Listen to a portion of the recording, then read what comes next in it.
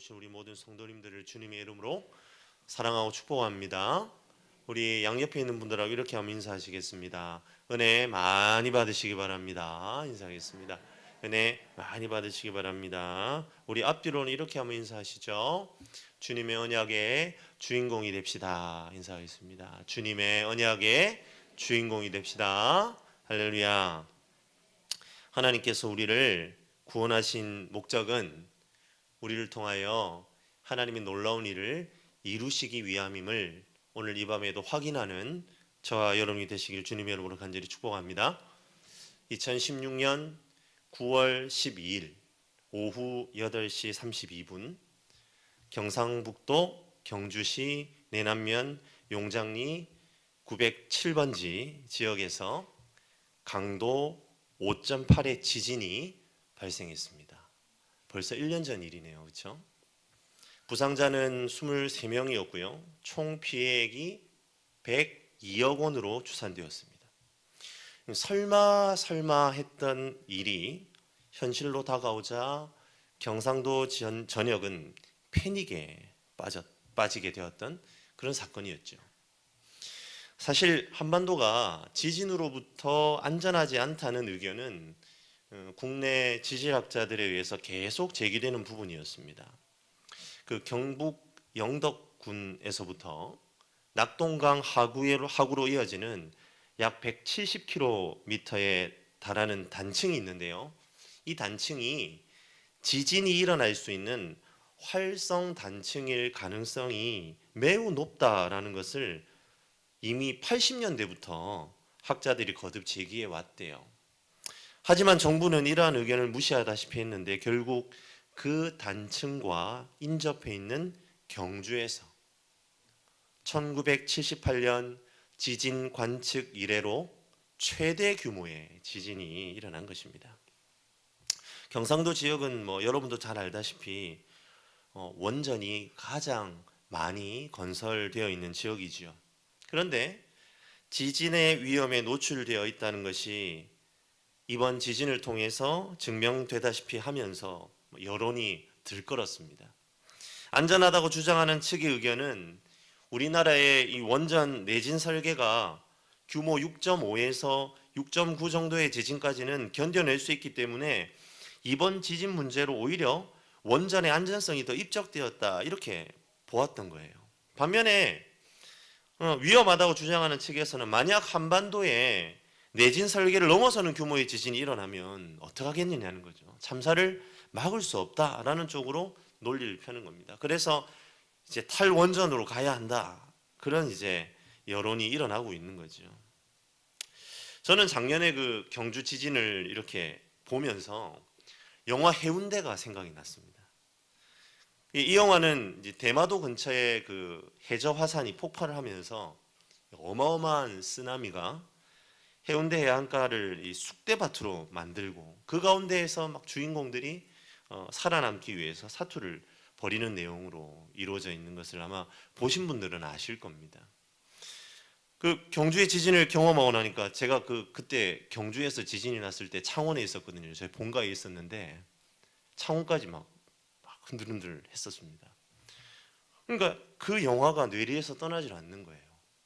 그러니까 가상의 내용이 현실이 될 수도 있겠다라는 걱정과 염려가 막 생기는 거죠. 영화를 보신 분들은 아시겠지만 이 어마어마한 쓰나미가 몰려오는데 사람들이 전혀 느끼지 못합니다. 그런데 동물들이 먼저 알아차리는 걸 보게 됩니다. 그래서 막 새떼들과 똥박 벌레들 막 쥐떼가 막 육지를 벗어나서 막 쥐떼들은 막 바다를 뛰어들고 막 그런 모습들이 영화에 막 연출되는 것을 보게 되죠.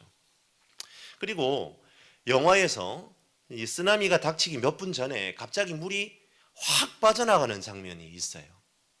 실제로 이 쓰나미가 몰려오기 몇 분 전에 대부분의 경우가 해안가로부터 몇십 미터 떨어진 곳까지 물이 마치 썰물이 빠져나가는 것처럼 한꺼번에 확 빠져나가는 그런 현상이 일어난다고 합니다. 그렇게 물이 빠져나갈 때 막 사람들이 물이 왜 이렇게 갑자기 빠져나가지? 그러면서 막 바닥을 밟고 있다가 10m 이상 되는 높이의 그 파도에 휩쓸려서 죽게 되는 것이죠. 실제로 영화에서도 보면 한참 멍하니 바라보고 있다가 저 멀리에서 파도가 막 몰려오는 것을 뒤늦게 알아차리고는 그 해변에 있던 수많은 인파들이 한꺼번에 막 뒤엉켜서 내륙으로 뛰어가는 그 아수라장이 연출된 장면을 우리가 보기도 했지요. 이처럼 엄청난 쓰나미가 몰려오기 전에 물이 한꺼번에 빠져나가는 현상이 있습니다. 전조가 있다는 말이죠.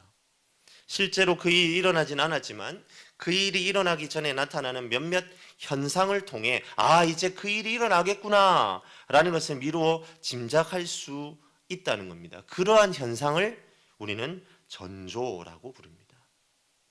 전조를 잘 읽어내는 사람들은 그 일이 일어났을 때에 잘 대처할 수 있지만 잘 읽어내지 못하는 사람은 그대로 당할 수밖에 없는 것이지요.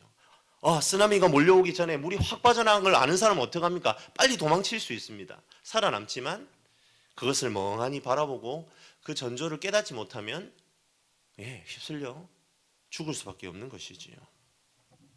사랑하는 성도 여러분, 인생을 살아가면서 우리는 수많은 전조를 경험합니다. 그리고 우리는 전조들을 통해 적절한 삶의 지혜를 얻기도 합니다. 신앙생활에서도 마찬가지입니다. 우리에게 어떤 영적 위기가 닥쳐오기 전에 그 위기가 일어날 것 같은 전조들이 있습니다. 그것을 잘 붙잡는 사람은 미리 대비를 하거나 피할 수 있지만 그것에 무지한 사람들은 영적 위기 앞에서 속수무책일 수밖에 없는 것이죠. 더불어 우리 인생이 이 영적 전조 현상에 발이 묶여서 하나님이 주시는 참된 축복의 여정으로 나아가지 못하는 경우도 보게 됩니다. 물이 확 빠져나가면 내륙으로 뛰어야 하는데 그냥 멍하니 신기하게 바라보다 당하는 겁니다. 그냥 그 자리에 주저앉아 버림으로 말미암아 그 위기 뒤에 오는 하나님의 놀라운 복의 자리로 달려가지 않고 그냥 그대로 주저앉아서 저주의 쓰나미를 맞이할 수밖에 없는 안타까움을 맞이하기도 한다는 것이죠. 성경은 이와 같은 전조들로 가득한 책입니다. 특별히 창세기는 어떤 사건이 있기 전에 그 사건이 일어나게 될 전조를 미리 보여줌으로써 그 일이 일어날 수밖에 없다는 것을 설명합니다. 오늘 우리가 읽은 본문 창세기 11장 27절에서 32절의 말씀도 전조로서의 기능이 부각되지요. 왜 전조입니까? 바로 뒤에 이어지는 12장에서 매우 특별한 사건이 기록되고 있기 때문이지요. 어떤 사건입니까? 바로 아브라함의 소명 기사입니다. 우리가 살펴보고 있는 이 11장 말미의 본문 속에 이미 12장의 아브라함의 떠남에 대한 징조가 나타나고 있다는 말입니다. 오늘 이 본문은 하나님께서 아브라함에게 요구하신 일이 얼마나 큰 결단을 요구하는 일이고 또한 하나님을 향해 보인 아브라함의 순종이 얼마나 위대한 것인지를 새삼 깨닫게 해주는 전조라는 말입니다. 더불어 우리는 이 전조에 발이 묶여있는 또 다른 한 사람도 발견하게 됩니다. 바로 아브라함의 아버지 데라이죠. 그는 아브라함과 함께 갈대아 우르를 떠나 가나안으로 가야 할 것을 알고 있었습니다.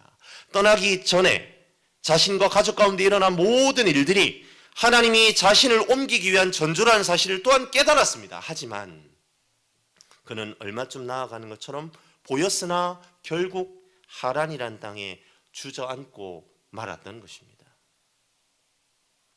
데라는 왜 그런 선택을 할 수밖에 없었을까요? 반면에 아브라함도 똑같은 전조를 경험하고도 데라와는 다른 선택을 하고 계속해서 하나님이 지시하는 땅을 향하여 정처 없는 여행을 시작할 수 있었던 것일까요? 지금부터 함께 그 비밀을 찾아가 보도록 하겠습니다. 우리가 읽진 않았지만요, 11장을 보시면 바벨탑 사건 이후에 11장 10절부터 셈의 족보가 계속 이어지는 것을 보게 됩니다. 그리고 26절에서 그 셈의 족보가 데라의 이야기로 마무리되죠. 그 다음 오늘 우리가 살펴보고 있는 11장 27절부터 32절에서는 데라라는 사람의 가정에서 일어난 에피소드를 아주 간략하게 압축해서 기술하고 있는 것을 보게 됩니다.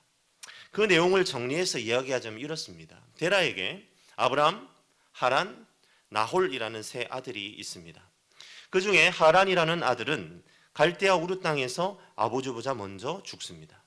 그리고 하란은 롯이라는 아들을 특별히 남겼다라고 기록하고 있죠. 그리고는 무슨 이유였는지는 모르지만 데라가 가족들을 모두 데리고 가나안이라는 곳으로 가기로 결심했다. 그리고 고향을 등졌다. 그렇게 이야기하고 있습니다. 그렇게 출발했던 데라의 일족이 또 무슨 이유였는지는 모르겠지만 하란이라는 곳에 정착을 하지요. 그리고는 32절에 데라가 205세의 나이에 하란에서 죽었다는 내용으로 이야기는 마무리됩니다. 매우 평범해 보이는 한 가족의 가족사죠. 그러니까 별 의미도 없는 것 같고 이미 창세기를 알고 있는 우리들의 입장에서는 이 부분이 뭐 별 의미가 없다 그렇게 느껴질 수 있는 부분입니다. 그저 12장의 아브라함이라는 그 믿음의 조상의 이야기를 열기 위한 뭐 도입부 정도가 아닐까? 그렇게 생각하고 우리는 그냥 창세기를 읽을 때 이 부분 열심히 그냥 훅 지나치고 넘어간다는 말이에요. 하지만 사랑하는 성도 여러분, 오늘 우리가 살펴보는 본문이 없다면 우리가 너무나 잘 알고 있는 창세기 12장은 기록될 수 없다라는 것을 기억해야 합니다. 오늘 우리가 읽은 이 본문이 있기 때문에 마치 쓰나미가 몰아닥치기 전에 해변가의 물이 한꺼번에 빠져나가는 전조현상이 있는 것처럼 아브라함의 그 떠남의 신앙에 전조가 된다라는 것입니다. 우리가 본문의 말씀을 통해서 반드시 짚고 넘어가야 되는 부분이 있는데요. 그건 이 부분입니다. 왜 데라라는 인물이 자신의 모든 일족을 이끌고 가나안이란 땅으로 이주를 결심했는가라는 부분입니다. 사실 이 부분이 창세기 11장 26절에서 바로 이 12장 1절로 연결되지 않고 오늘 우리가 읽고 있는 11장 27절부터 32절이 존재하는 이유라고 해도 과언이 아니다라는 말이죠. 오늘 본문 27절을 다시 한번 살펴봅시다. 데라에게 세 아들이 있었어요. 많은 사람들이 아브라함이 가장 먼저 거명이 되니까 아브라함이 장자일 것이다라고 추측을 합니다. 하지만 구약에서 자녀들을 이렇게 이름을 나열할 때에 출생 순위에 따라서 기술하지는 않습니다. 오히려 성경은 의미 있는 인물을 앞으로 먼저 거명하는 습관이 있다라는 것을 생각할 때에 반드시 아브라함이 장자라는 보장은 없습니다. 이것은 고대 근동지방의 다른 민족들의 족보에서도 흔히 나타나는 현상이라고 합니다. 오늘 읽진 않았지만 26절을 보시면 데라가 70세부터 자녀들을 낳기 시작했다 그렇게 이야기합니다. 혹자는 이것을 보고 데라가 70세에 아브라함, 하란, 나홀이라는 이 세 쌍둥이를 낳은 것이다라고 주장하기도 하지만 26절에 대한 해석은 데라가 70세부터 자녀를 낳기 시작했다라고 보는 것이 더 타당하다는 겁니다. 그리고 오늘 본문 32절에 데라가 205세에 하란에서 죽었다라는 기록이 있는 것과 12장에 아브라함이 75세에 하란을 떠났다라는 것을 볼 때 아브라함이 데라가 죽은 다음에 하란에서 가나안으로 출발했다라고 가정을 한다면 데라가 적어도 130세에 아브라함을 낳았다는 계산이 되는 거죠. 또한 오늘 본문 29절에 데라가 또 다른 아들 나홀이 하란의 딸 밀가에게 장가를 갔다라는 부분이 등장합니다. 그러니까 나홀이 자신의 조카와 근친혼을 했다라는 말이죠. 그러면 나홀의 나이가 하란보다 어리다라는 것을 짐작할 수 있습니다. 그리고 또 한 가지 생각해야 되는 게 있죠. 아브라함은 사레와 결혼을 했는데 그 사레는요 아브라함의 이복 동생입니다. 그러니까 나홀은 조카하고 근친혼을 해야 될 나이가 맞다는 얘기입니다. 그리고 아브라함은 어떻습니까? 이복 동생과 결혼해야 될 나이가 맞다는 거예요. 그럼 논리적으로 이렇게 생각해 보면 누가 장자죠? 하란이 장자이고 아브라함이 차남이고 나홀이 막내다라는 것을 짐작해 볼 수 있습니다. 목사님 무슨 호구조사하는 것도 아니고 이게 뭐 중요하다고? 여러분 중요합니다. 물론 이런 논리에 반대하는 사람도 있어요. 하지만 저는 하란이 장자가 되어야만 데라가 갈대아 우르를 떠났다는 내용의 근거를 제공할 수 있다라고 생각한다는 거죠. 하란이 장자라는 가정을 가지고 28절을 한번 보세요. 그렇다면 데라는 갈대아 우르라는 자신의 고향에서 누구를 잃은 것입니까? 예, 바로 장자를 잃은 것입니다. 고대 가부장적 사회에서 장자가 차지하는 위상은 실로 어마어마합니다. 장자는 모든 재산을 상속받는 사람이란 의미 그 이상입니다.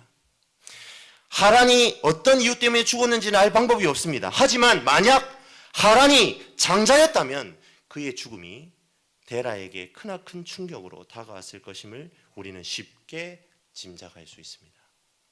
그런 상황을 가정하고 이제 30절을 한번 보세요.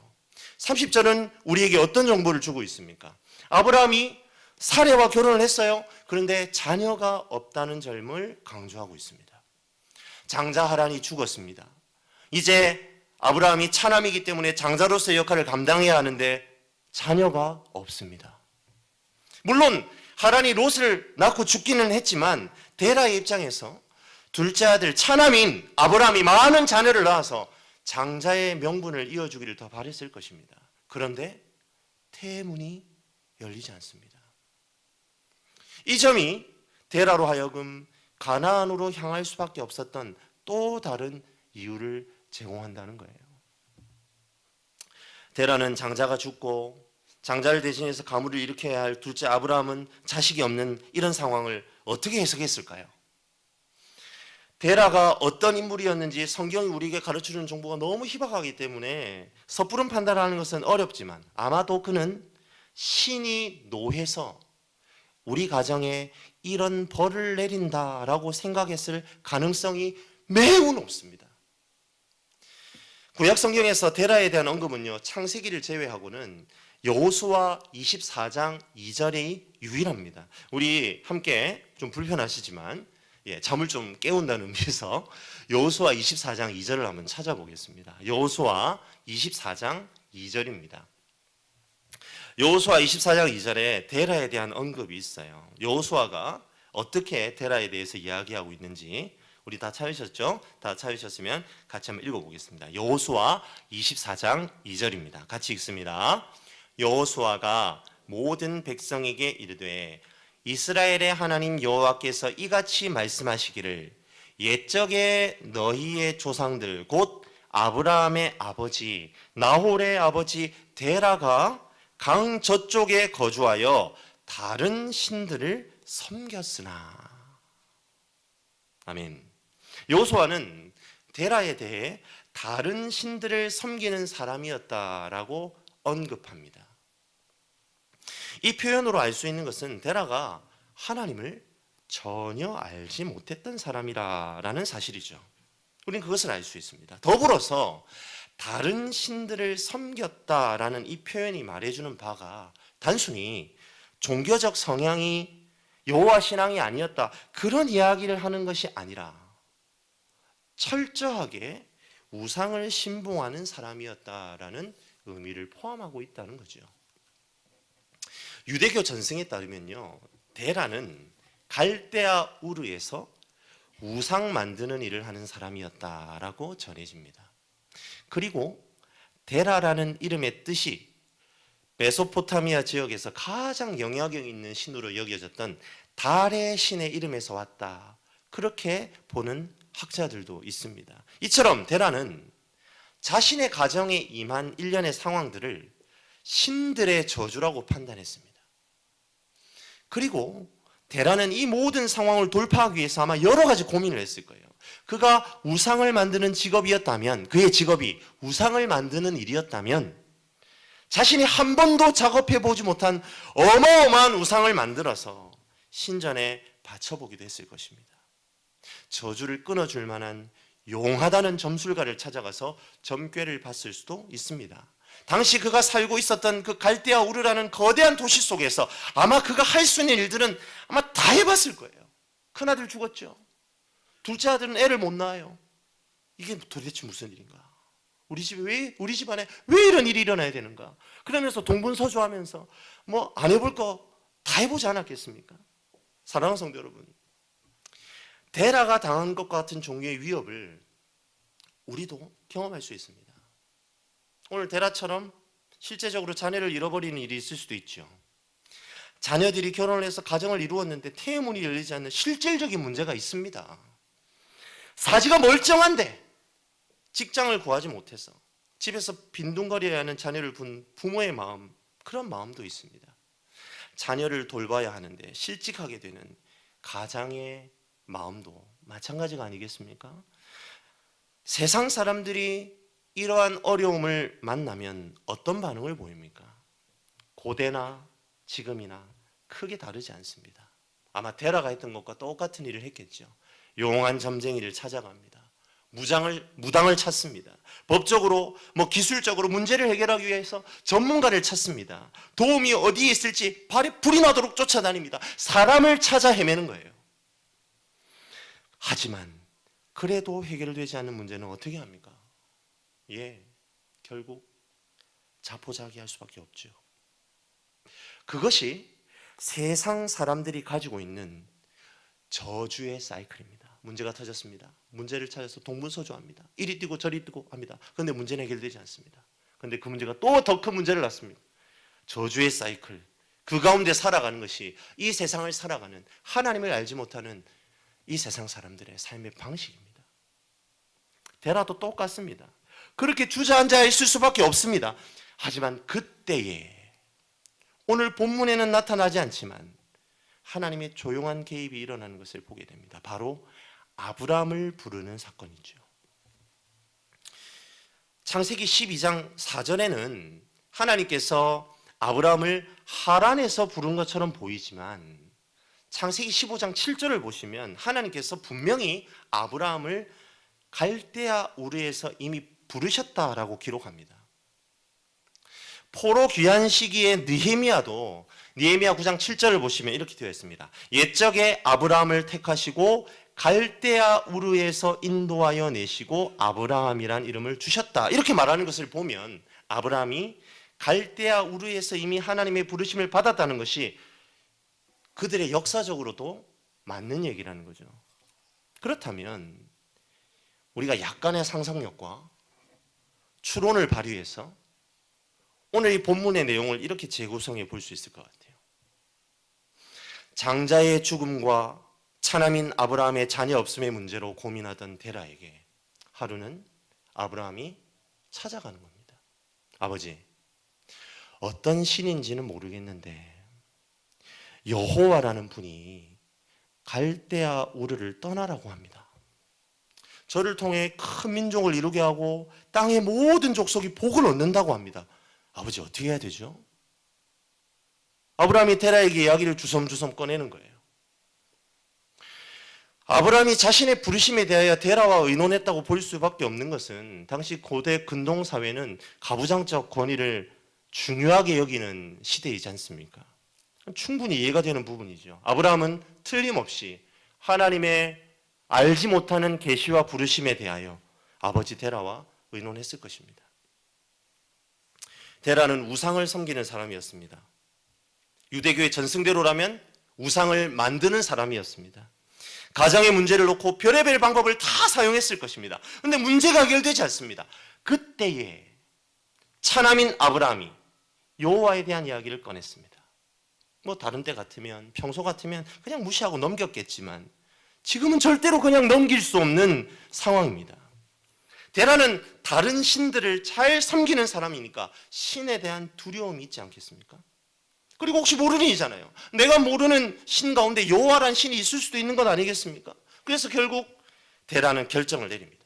가족 전부가 여호와가 아브라함에게 지시한 가나안으로 떠나기로 작정하는 것입니다. 사랑하는 성도 여러분, 이처럼 데라 가족의 이주는요, 하나님께서 언약의 자손을 우상의 땅에서 이끌어내기 위한 하나님의 전조였습니다. 그것도 이 세상 어디에서도 발견할 수 없는 매우 위대한 전조입니다. 그리고 이 일에 데라는 아는지 모르는지 길을 떠나고 있습니다. 그리고 그 전조로 쓰임받고 있는 것이지요. 그런데 중요한 것이 있습니다.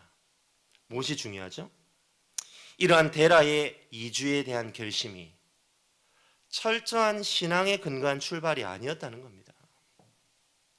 불교나 무속신앙에 심취해 있던 분들이 교회로 이제 발걸음을 하시게 될 때가 있잖아요. 그분들이 처음 이렇게 교회에 오실 때 이런 일들이 일어나곤 합니다. 신앙이라기보다는 두려움으로 교회에 나오세요. 이런 분들은 처음에 하나님을 섬기는 것이 그들이 이전에 섬기던 그 종교의 습관을 벗어나지 못할 때가 많습니다. 그런 분들이 하나 둘 하나님에 대해 알아가고 하나님을 아는 지식이 점점 싹 틔어져 가면서 그 신앙의 뿌리를 깊이 그리고 바르게 내려가는 것을 보게 됩니다. 그리고 어느 틈엔가 신앙의 정상적인 궤도에 오르게 되는 것을 보게 됩니다. 하지만 그렇지 못한 경우도 종종 보게 되지요. 끝내 자신의 그 옛 종교의 습성을 버리지 못하고 좌절하는 경우도 있습니다. 저는 데라의 경우가 바로 그러하다고 생각합니다. 데라가 잘 나가다가 하란에 거류하였더라라는 그 부분이 바로 그런 부분이다라는 겁니다. 가나안으로 출발했습니다. 그런데 가다가 하란이라는 곳에 잠시 멈춰섭니다. 아직 갈 길은 많이 남았습니다. 그럼에도 불구하고 데라는 그냥 그 자리에 주저앉고 맙니다. 그 이유에 대해 오늘 우리가 읽은 창세기 11장 27절에서 32절의 말씀은 어떠한 이야기도 해주지 않습니다. 하지만 우리는 하란이라는 곳이 어떤 곳인지 안다면 그 상황을 쉽게 이해할 수 있습니다.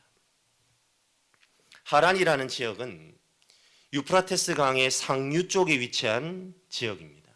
그곳은 북부 메소포타미아 지역의 중심지 역할을 합니다. 갈대아 우르가 남부 메소포타미아 지역의 중심지라면 하란은 쉽게 얘기해서 북쪽의 수도다라는 말입니다. 이곳은 교통의 요지이고 물자가 많고 무엇보다 데라가 익숙하게 섬겨왔던 달의 신의 신전이 있었던 곳으로도 알려져 있습니다. 데라가 여기에 발목이 잡힌 거예요. 사실 모든 가족을 다 데리고 출발할 만큼 데라가 하나님을 향한 믿음이 있었던 것이 아닙니다. 상황이 그를 몰아붙였어요. 자신의 아들이 또 특별한 계시를 받은 것 같으니까 가장으로서 큰 결단을 내리고 이주를 결심합니다. 그런데 나서 보니까 그리고 가다 보니까 너무나 좋은 것을 만난 거예요. 굳이 가나안이란 낯선 곳으로 갈 필요가 없어 보여요. 이미 익숙한 방식으로 종교 생활도 누릴 수 있습니다. 먹고 사는 문제도 해결될 것 같습니다. 제2의 인생이 기다리고 있는 하란에 정착하는 것이 옳다고 보았습니다. 게다가 이름이 하란이에요. 죽은 자신의 아들의 이름과 같죠? 장자에 대한 그리움도 한몫 작용하지 않았을까요? 사랑하는 성도 여러분, 데라가 하란에 주저앉게 된 것이 우리에게는 어떤 의미로 다가올까요? 그냥 데라가 아브라함의 아버지니까 성경이 좀 더 길게 설명하려고 이만큼의 지면을 할애한 것이 아닙니다. 데라가 갈대아 우르를 떠난 사건과 가다가 하란에 멈춰선 모든 것이 의미가 있습니다. 그리고 오늘날 저와 여러분에게도 분명한 메시지를 던지고 있습니다. 하나님께서는 아담의 타락 이후로 끊임없이 사람들을 선택하셔요. 그 처음이 셋입니다. 그 다음이 노아였습니다. 하지만 거듭하여 실패하는 인간의 역사를 보여줍니다. 홍수 사건이 그 실패의 증거이지요. 하지만 하나님 여전히 신실하게 선택하시고 그들을 통하여 하나님의 나라를 이루어 가시려고 합니다. 셈을 선택하셨습니다. 그리고 그 계보를 통하여 데라를 선택하십니다. 데라는 그런 면에서 아브라함을 언약의 조상으로 이끌어가는데 너무나 중요한 역할을 한 사람입니다. 그리고 그도 하나님께서 아브라함을 향해 준비하신 그 복을 함께 누릴 수 있는 특권을 주셨습니다. 데라는 선택받은 사람이었습니다. 하지만 그는 결국 그 길을 내려놓고 포기하게 됩니다. 하나님의 역사의 중심에 설 수 있었음에도 불구하고 그 위대한 일의 한낱 전조로 그치고 말았습니다. 용두삼위라는 한자 성어가 떠오르지요. 데라는 하나님의 선택을 받았습니다. 그리고 그는 아브라함과 더불어 복의 근원에 설 수 있는 특권을 누릴 수 있었습니다. 하지만 결국 본론에서는 들어가지도 못하고 서론에서 자신의 믿음의 여정을 그쳐야만 했습니다. 믿음의 여정이라고 말하기도 부끄러운 마무리였던 것이지요. 사랑하는 성도 여러분, 우리도 다르지 않습니다. 하나님께서는 우리의 상황과 형편 가운데 위기를 통해, 우리의 어려움을 통해 하나님의 축복의 길로 우리를 인도하십니다. 우리가 죄의 길에 서 있음을 깨닫게 하시고 약속의 땅으로 믿음의 여정을 출발하게 하십니다. 하지만 우리도 데라처럼 중간에 주저앉을 수 있다는 말이지요. 하나님, 이 정도면 됐어요. 여기가 좋사오니 저 여기에 그냥 정착할게요. 그렇게 말하면서 더 이상 전진하지 않습니다. 그저 약속의 땅에 전조로 남습니다. 아직 들어가는 몇 회를 더 해야만 최종회인데 1, 2회쯤에 제 역할 다 하고 하차하고 마는 단역 배우 신세로 전락하고 맙니다.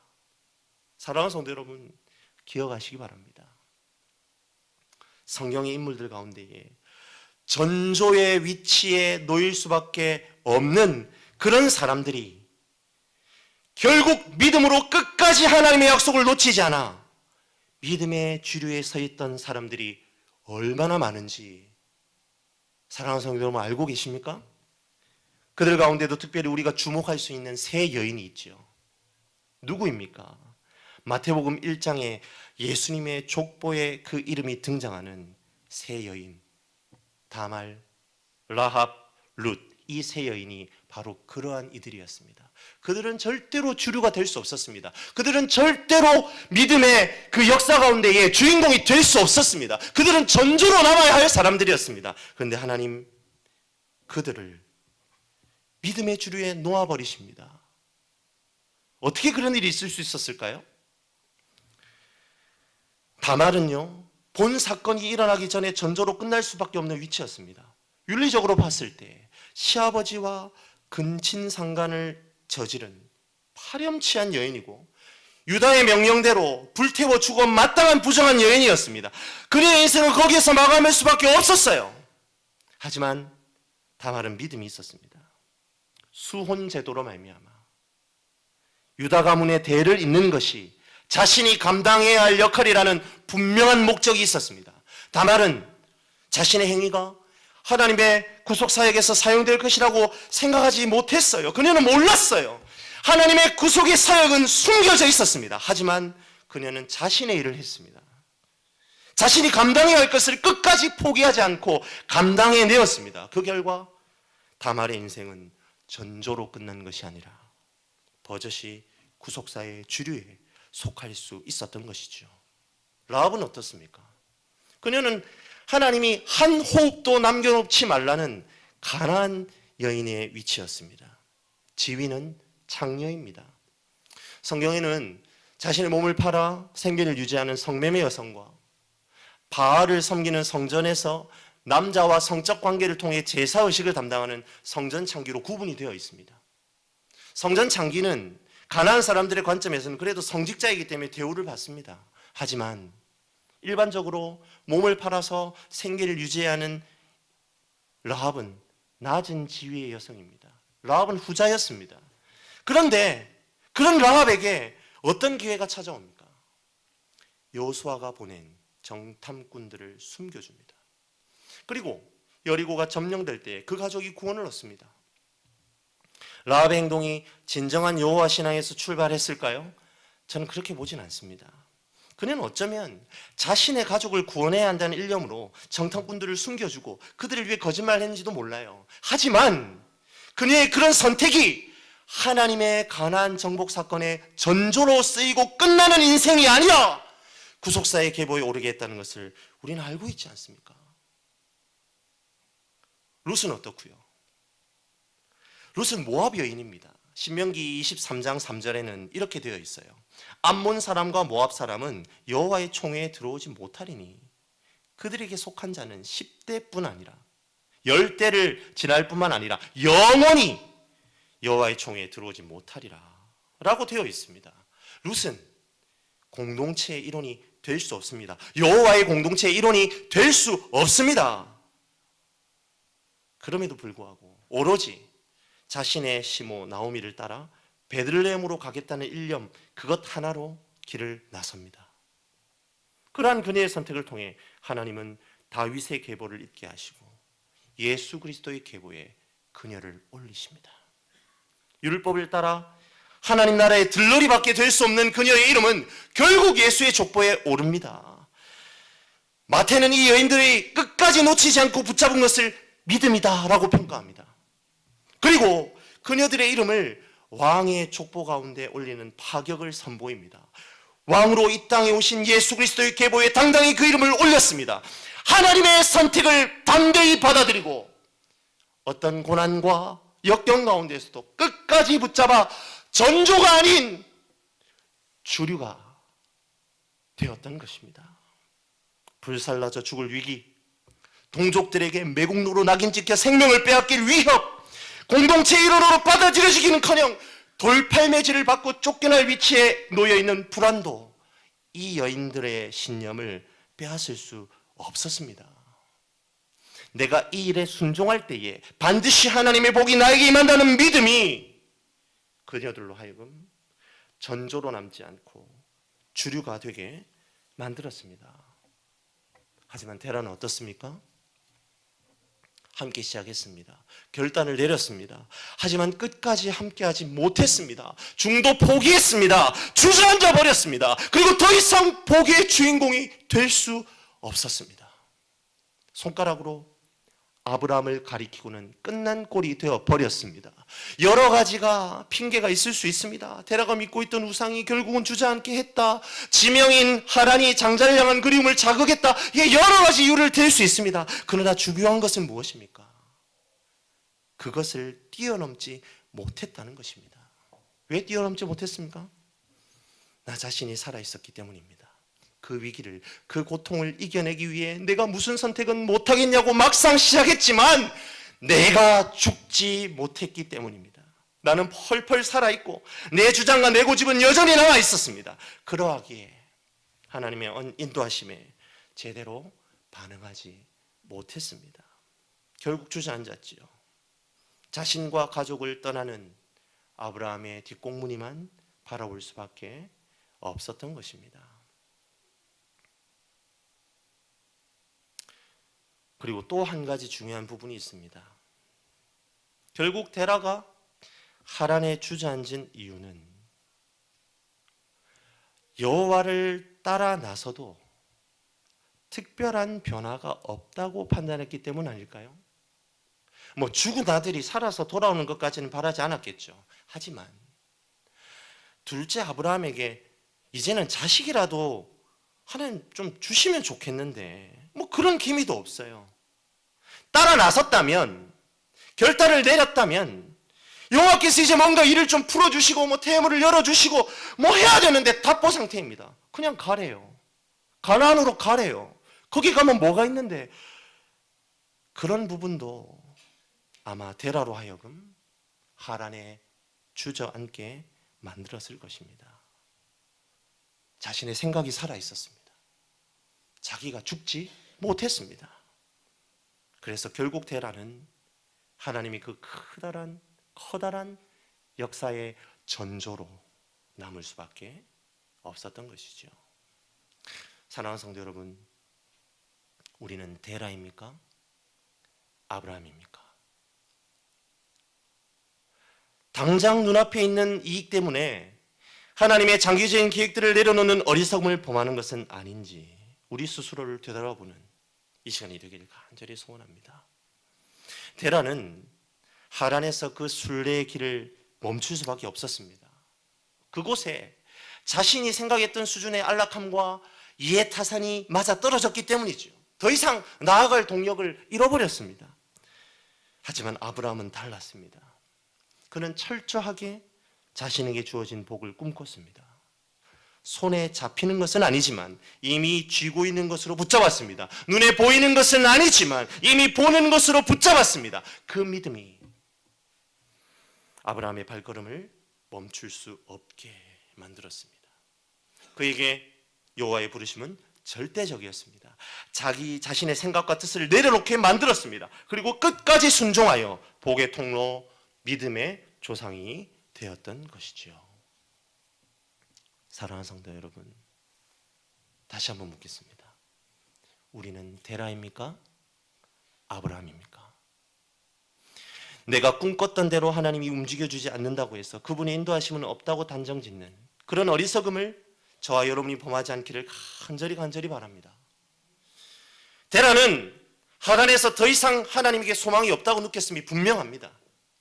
아브라함의 태문도 열리지 않습니다. 자신이 그렇게 귀하게 여겼던 우상도 다 버리고 떠났는데 삶의 질은 도무지 나아질 기미를 보이지 않습니다. 죽은 아들하고 이름 같은 도시를 만나니까 이제 나도 그냥 여기에서 살다가 죽으련다 결심합니다. 그러니 하나님은 결국 그 달의 신의 도시 하란으로부터 데라가 벗어나지 못하게 하십니다. 거기에서 묻혀 죽습니다. 오래 참고 인내함으로 하나님이 궁극적으로 허락하시기 원하시는 그 놀라운 복을 다 받아들이는 저와 여러분들이 되시길 주님의 이름으로 간절히 축복합니다. 아브라함은 살아생전에 결국에는 그 복의 실체를 다 보지는 못했어요. 그를 통해 큰 민족이 이루어지는 것도 출애굽 이후에 성취된 일입니다. 땅을 얻는 것도 여호수아에 의해 이루어집니다. 만민이 복을 얻는 것은요, 그것은 신약 시대가 돼서야 예수 그리스도를 통해 성취됩니다. 아브라함의 복은 그의 때에 성취될 복이 아니었습니다. 하지만 그가 끝까지 포기하지 않고 가나안으로 나아갔기 때문에 하나님은 그를 통하여 그의 계보를 통하여 결국 그 일을 이루신 것입니다. 그리고 그로 하여금 믿음의 조상을 삼으신 것이지요. 사랑하는 성도 여러분, 이 시간 꼭 기억하기를 바랍니다. 하나님은 우리의 인생을 전조로 사용하셔서 다른 누군가를 들어 쓰시려고 우리를 부르신 것이 아닙니다.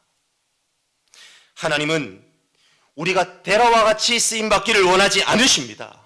하나님은 우리를 아브라함같이 쓰기를 원하십니다. 그러려면 우리에게 한 가지가 필요합니다. 바로 우리의 연약함을 인정하는 것입니다. 아브라함은 그의 연약함을 인정했습니다. 그것 때문에 하나님께로 나아갈 수 있었습니다. 사라에게 자식이 없었기 때문에 아브라함은 끝까지 하나님을 의지할 수 있었습니다. 결국 하나님께서 약속을 지켜주셔야만 자신에게 그 복이 이루어지기 때문입니다. 다른 방법이 없다고 믿었습니다. 다말도 시아버지 유다밖에는 답이 없다고 믿었습니다. 라합도 이스라엘 민족에게 항복하는 것 말고는 방법이 없다고 믿었습니다. 룻도 어머니의 나라가 나의 나라가 되고 어머니의 하나님이 내 하나님이 되는 방법 외에는 자신이 사람답게 살 방법이 없다고 굳게 믿었습니다. 자신의 연약함이야말로 하나님의 강함이 되심을, 그것이 자신을 일으키고 살리는 유일한 방법이라는 것을 굳게 믿었습니다. 전조로 훅 지나가고 말 것이 아니라 본 역사의 주인공이 될 방법이라는 것을 인정하였습니다. 연약함 그대로 가지고 묵묵히 순종의 길을 걸어 언약의 주인공이 되었습니다. 사랑하는 성도 여러분, 전조의 자리에 머물러 있지 맙시다. 하나님의 구원의 역사의 주인공이 되는 저와 여러분들이 되시기를 간절히 축복합니다. 방법은 오직 하나입니다. 정직하게 내 연약함을 인정하고 오직 하나님만 의지하는 것입니다. 나의 약함이 당신의 강함이 되십니다.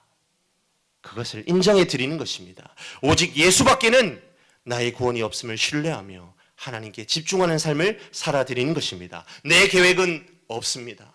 오직 주님의 계획만이 있습니다. 주님께 인정해 드리는 것입니다. 그때에 그 고백의 절정에 이르렀을 때에 나의 약함을 강함으로 바꾸시는 하나님을 만나게 될 줄로 믿습니다. 우리를 통해 일하심을 찬양하며 매 순간 그분과 동행하는 삶을 살아드리는 저와 여러분들이 되시길 주님의 이름으로 간절히 축원합니다. 우리 다 함께 말씀을 생각하시면서 찬양함으로 나아가겠습니다. 약할 때 강함 되시